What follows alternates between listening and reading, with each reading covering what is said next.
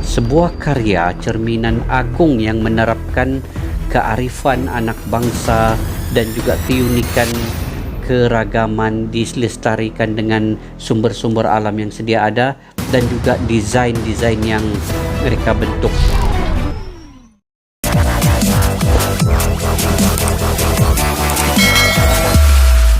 Assalamualaikum dan salam sejahtera. Selamat bertemu kembali di channel Askalani Studio. Apa kabar semua sahabat-sahabat di luar sana? Semoga berada dalam keadaan sehat, sentiasa dimurahkan rezeki dan juga dipanjangkan umurnya dalam keberkatan, guys. Semoga di bulan Ramadan yang mulia ini juga kita dapat mengerjakan amal ibadah dengan lebih sempurna lagi daripada bulan tahun-tahun yang sebelumnya, guys.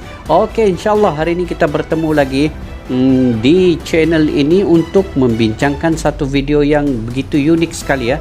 Kalau sebelum ini kita sudah berbicara pasal bahasa-bahasa di Indonesia berkaitan militer, peperangan Rusia, Indonesia, Ukraina dan banyak lagi. Tapi pada kali ini guys, kita coba menelusuri apa yang terkait dengan pembangunan di Indonesia. Dan pada kali ini kita coba untuk tengok react video berkaitan dengan ke Istana Presiden, yaitu istana yang terkini dibuat di Indonesia, yaitu di Kalimantan, guys. Oke, di mana kita dapat video ini? Kita dapat video ini daripada channel Beterindo, yaitu berita terbaru Indonesia.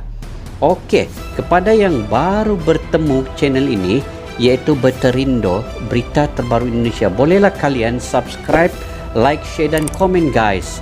Oke, semoga channel ini berkembang dengan lebih pesat lagi. Kita sokong dan dokong channel-channel tempatan di Indonesia, guys. Oke, insyaallah jom kita sama-sama saksikan. Dan sebelum itu kita baca tajuknya, guys.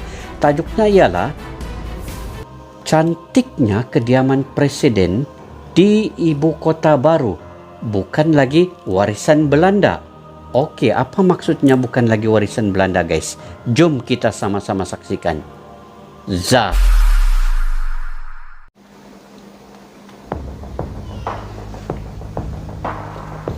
Beterindo. Oke, jangan lupa like, komen, share, subscribe channel ini, guys. Rumah dinas presiden. Wow. Desainnya punya cantik. Masya Allah. Wah, dia macam istana di dalam kehijauan, guys. Sejak dinobatkan sebagai pemenang sayembara desain Istana Ibu Kota Negara Baru di Kabupaten Penajam Pasir Utara, Kalimantan Timur, seniman Nyoman Nuwarta langsung berupaya merampungkan basic desain istana tersebut. Istana Garuda yang merupakan buah karya originalitas dari pemikirannya merupakan bangunan menyerupai burung Garuda yang sedang mengepakkan sayap sejauh macam burung Garuda, 170 meter dan berdiri di atas ketinggian 88 meter di atas permukaan laut. Selain sebagai perwujudan karya seni, istana ini juga berfungsi sebagai tempat presiden sehari-hari berkantor serta menjalankan roda pemerintahan. Istana Garuda akan menjadi istana kepresidenan yang benar-benar dibangun oleh anak bangsa berdasarkan pemikiran dan perenungan tentang kekhasan Indonesia. Sebab memang istana kepresidenan saat ini merupakan warisan dari era kolonialisme berupa bekas gedung Gubernur Jenderal Belanda dan rumah pribadi pengusaha Belanda.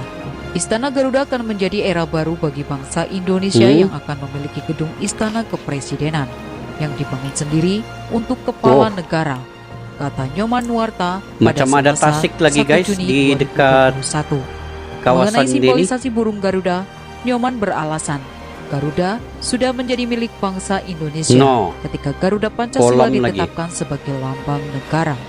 Pada pita Garuda Pancasila jelas tertera kalimat penting berbunyi Bhinneka Tunggal Ika, yang artinya berbeda-beda tetapi tetap satu jua. Sejak itulah Bhinneka Tunggal Ika, berbeda-beda tapi tetap satu jua maksudnya, guys. Oke, kita lanjutin, guys. Garuda identik dengan bangsa Indonesia. Ini pemandangan daripada Garuda atas sudah nih. menjadi alat pemersatu bangsa dari beragam etnis, agama, budaya, suku, dan kepercayaan. Inilah yang menjadi inspirasi Istana Garuda yang ke depan bakal menjadi simbol dari rumah rakyat. Seniman yang sudah berkiprah selama 50 tahun ini memandang intuisinya sebagai seniman yang mengarahkan untuk membuat desain yang terinspirasi dari burung Garuda. Itu sebagai simbol nasional dari yang bisa burung mewakili Garuda semua dia suku buat bangsa bangunannya ini. dan keluar dari frame pemikiran bahwa istana itu harus bangunan seperti peninggalan Belanda. Ini simbol desain yang mempersatukan bangsa yang berbeda agama, suku, desain bahasa, dan sepeninggalan terdiri dari Belanda 17.000 lebih pulau yang bisa menjadi kebanggaan dan jati diri bangsa.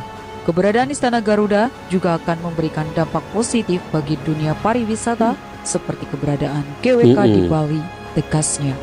Dari sisi gedung Istana Garuda akan dibangun dengan menerapkan konsep green building. Penggunaan logam tembaga sebagai bahan utama yang membentuk burung Garuda tembaga sudah dia dilakukan punya dengan material mempertimbangkan sifat logam ini yang lentur, mudah dibentuk, dan anti korosi. Sebagai lubang, tembaga konduktor yang baik dan tidak mudah ditumbuhi oleh jenis-jenis jamur, lumut, bahkan virus.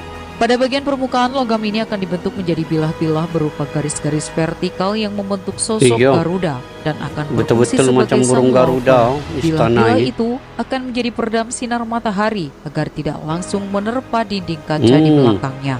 Teknik seperti ini akan sangat mengefisiensikan penggunaan energi listrik karena jendela-jendela bisa dibuka. Bangunan Istana Garuda didesain menghadap ke tenggara untuk menyiasati paparan langsung sinar matahari dari timur dan barat. Dengan demikian, untuk sinar matahari tak langsung masuk ke dalam gedung. Jadi, suhu dalam gedung kegiatan tidak resmi. Panas, dan itu sudah dikaji secara saintis melalui metode Smart Geometry Analysis. Istana Garuda, lanjut Nyoman, merupakan satu dari beberapa karya monumental yang menerapkan perpaduan antara seni, teknologi, dan sains. Maksudnya ada maksudnya di setiap kali pembangunannya ini, maksudnya itu serupa akan diterapkan pada pembangunan Istana persatuan Garuda. dan pemersatuan. Jadi, ini hasil perpaduan seni, teknologi, dan sains. Setiap budaya dia yang ada di Indonesia, guys. Menghasilkan bangunan berbentuk patung yang gigantik. Ya, menarik ya. Kita tengok dari depan nih, guys.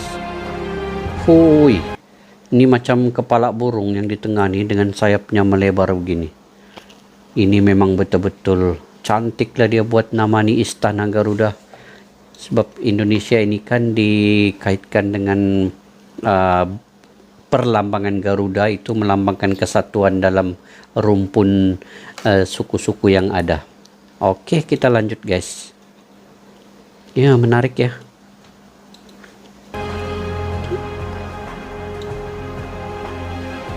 Ini materialnya ini pun bukan alang-alang nih. Dia anti lumut, anti virus. Begitulah.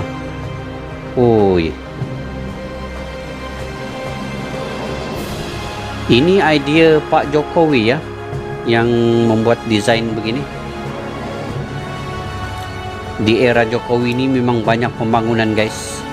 Cukup terbaik lah Pak Jokowi ini. Tengok daripada atas dikelilingi oleh tasik, lepas tu kehijauan. Ini yang saya suka nih, kalau yang hijau-hijau dia ada kelestarian dengan alam sekitar, guys. Wow, ini dari depan nampak memang cantik, padulah.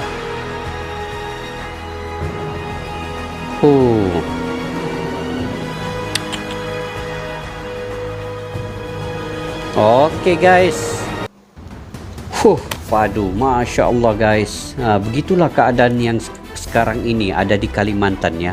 Apabila pembangunan ini disebarluaskan ke serata pelosok Indonesia, bukan sahaja di bandar-bandar besar, tetapi sekarang ini merangkumi di kepulauan Kalimantan itu sendiri. Sebab Kalimantan ini sebuah kawasan yang luas dan ia amat sesuai digunakan sebagai ibu kota yang baru. Dan melihat kepada pembentukan istana presiden ini tadi, dia begitu menyerupai sebuah kesatuan yang ada di Indonesia, dilambangkan melalui bangunan Garuda itu tadi. Dan Ngam juga namanya sebagai Istana Garuda. Ini bagi saya mendoakan sangat supaya Indonesia ini lebih tinggi toleransinya dan lebih tinggi juga pembangunannya, diseimbangkan di antara minda akhlak rakyatnya beserta dengan pembangunan yang dibawa oleh Jokowi. Ini amat satu pembaharuan yang saya baru lihat ya guys di Kalimantan ini. Kalau sebelum ini saya ada react berkenaan dengan jalan rayanya, jambatannya yang begitu terpanjang dan membentuk lengkungan-lengkungan yang begitu cantik. Kemudian ada juga airport internasionalnya jadi maksudnya di Kalimantan ini sebenarnya pembangunan sudah cukup drastik guys, sudah cukup drastik, yang hanya tinggal ditekan lagi butang akan berpindahlah ibu kota negara ke Kalimantan, dan orang negara luar boleh akan terkejut dan terkedu melihat bahwa Indonesia ini punya satu tempat yang sungguh menarik guys. Saya pun sendiri terkejut guys, apalagi bule-bule yang akan datang ke situ nanti. Pasti mereka tidak menyangka bahwa Indonesia ini sebuah negara yang penuh dengan kehijauan, tetapi pada masa itu ada pembangunan di dalamnya, dilestarikan dengan persekitaran, dibentuk dengan tasik-tasik. Ini sebenarnya sifat-sifat ketuhanan yang ada di dalam jiwa kita, itu kita persembahkan dalam bentuk pembangunan guys. Inilah yang dinamakan sifatullah ataupun af'alullah, yang mana keindahan Allah ciptakan dalam bentuk pembangunan dan juga kelestarian dalam alam sekitar. Kalau melihat video ini tadi guys, amat sukar diungkapkan bahwa kecantikan itu berada di tempat ini guys, di Kalimantan. Yang penting di Kalimantan Timur lah tempatnya.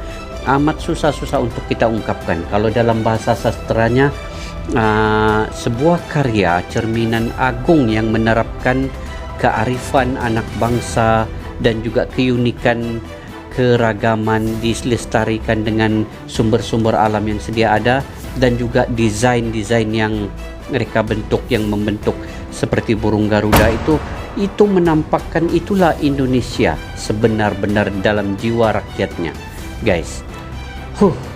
Sukar untuk diungkapkan. Masya Allah, cukup tidak terkata guys. Oke, insya Allah guys, ada masa lagi nanti kita akan coba cari lagi video-video yang berkaitan dengan pembangunan di sekitar Kalimantan ini guys.